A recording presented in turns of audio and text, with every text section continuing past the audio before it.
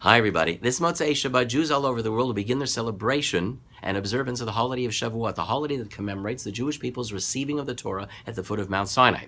But as we consider the holiday and its significance, I think a question emerges that ought to be asked. Why is there no lasting significance or holiness to Mount Sinai, that place where God reveals himself for the first time to the world and shares the 10 commandments? Why is there no lasting Kedusha, unlike another mountain which to this day bears holiness? And of course I'm referring to Har HaBayit, the mountain in Yerushalayim on which the Beit HaMikdash was built. That mountain still maintains Kedusha. Why not Mount Sinai? I think the answer to this question is connected to another question related to the Aseret HaDibrot, the 10 Commandments. Why is the first of the 10 Commandments connected to God's credentials as taking the Jewish people out of Egypt? Why doesn't God introduce himself with a far greater achievement? He's the God who creates the universe. But God bypasses that accomplishment and only introduces himself as the God who took the Jewish people out of Egypt. I think both questions are connected and linked in the following idea.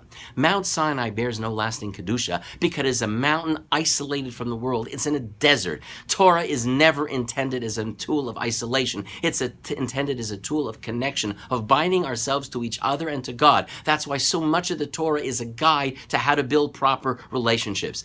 There is no holiness that's connected to separation. And why did God begin the 10 Commandments with him taking us out of Egypt? Because again, God wishes to establish for us that the purpose of Torah is to build connections, to build a sense of personal autonomy and importance. The God who created the universe is not a compelling God to the man who seeks closeness, relationships, and meaning in his life. It's a Torah thought. It only takes a moment. Shabbat Shalom and Chag Sameach, everybody.